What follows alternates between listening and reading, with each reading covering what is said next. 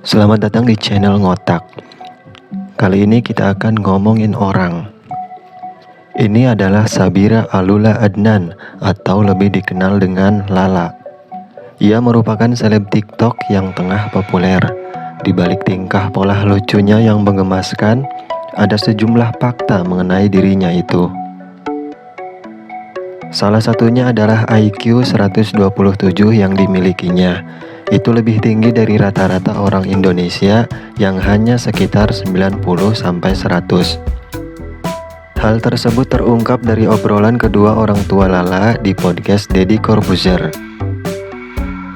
Selain itu, Lala sudah bisa berbicara ketika usianya baru 8 bulan. Sejak kecil, ibunya mengajarkan Lala untuk menggunakan bahasa baku. Hingga kini Lala dikenal sebagai anak ajaib karena berbicara dengan bahasa baku seperti orang dewasa. Awal mula Lala dikenal adalah ketika ayahnya memposting sebuah video tentang Lala di TikTok. Video TikTok Lala awalnya dibuat hanya untuk mengabadikan momen saja, tapi video itu justru jadi viral dan membuat Lala terkenal. Bahkan akun TikToknya sudah memiliki lebih dari 9 juta pengikut. Akun Instagramnya sendiri telah memiliki centang biru dengan 2 juta follower. Sebelum tenar, Fahmi dan Oci selaku kedua orang tuanya pernah terjebak hutang pinjaman online. Jumlah hutang mereka juga tidak sedikit, yaitu mencapai ratusan juta rupiah. Hal ini terungkap dari video yang ada di kanal YouTube Baim Paula. Jumlah hutang Lala yang dulu merupakan supir ojek online itu mencapai 250 juta. Akibat terlilit hutang, Lala nyaris kehilangan sosok ayah, sebab Fahmi, sang ayah, sempat berniat mengakhiri hidupnya karena tak sanggup menanggung beban hidup. Untungnya niat itu tak jadi dilakukan. Namun, akhir-akhir ini ada kabar bahwa Lala sedang sakit.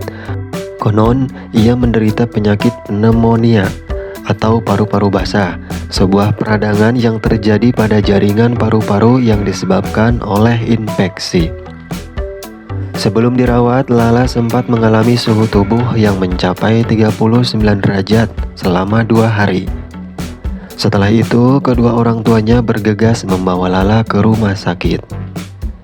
Namun, ada sedikit hal aneh mengenai sesuatu yang diderita oleh Lala.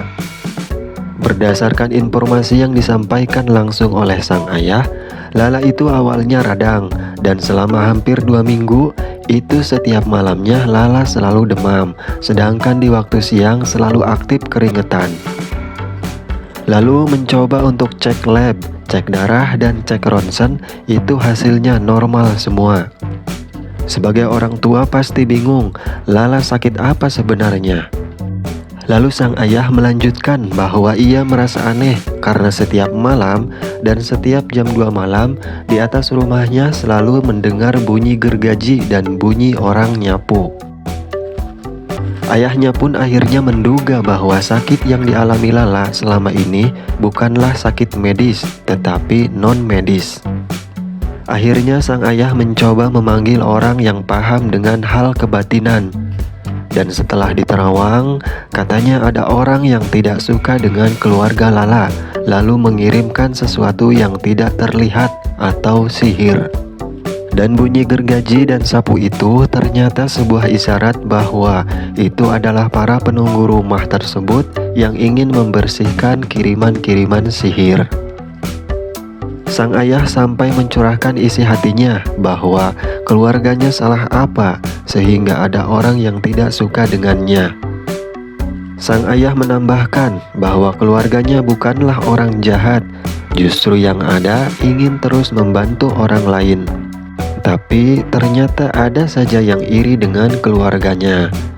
Dan di akhir perkataan sang ayah, ia menyarankan kepada siapapun itu orangnya yang telah mengirimkan sihir untuk segera bertaubat, karena umur manusia tidak ada yang tahu kapan diambilnya. Video itu pun dipenuhi dengan berbagai reaksi komentar. Banyak yang sekedar mendoakan, Tapi tidak sedikit pula yang mengatakan bahwa yang dialami Lala adalah karena penyakit sihir. Ada juga yang mengatakan bahwa Lala terkena penyakit ain. Perlu diketahui sobat ngotak, padahal nyari di Google juga bisa.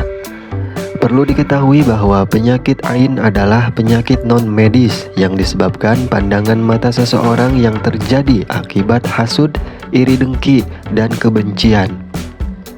Seseorang yang memiliki pandangan semacam itu mempengaruhi dan berdampak buruk bagi orang lain. Selain iri dengki, pandangan mata penuh kekaguman tanpa disertai bacaan zikir juga bisa menyebabkan penyakit ini. Penyakit ini bisa menimpa orang lain termasuk anak-anak. Ain bisa menimpa anak-anak yang kerap menerima pujian secara berlebihan tanpa menyebut asma Allah.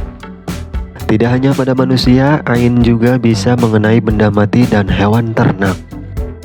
Kalau memang Lala terkena penyakit ain, masa Lala punya sifat iri dengki, hasut, dan benci? Sangat tidak nyambung jika sakit yang diderita Lala diponis ain. Kecuali jika si pengirim sihirnya yang diponis terkena penyakit ain karena iri, dengki, hasut, dan benci dengan keluarga Lala atau dengan pencapaian keluarga Lala sehingga dikirimkannya sebuah benda-benda sihir, itu baru sangat bisa diterima. Semoga keluarga Lala selalu dilindungi oleh Allah Subhanahu wa Ta'ala.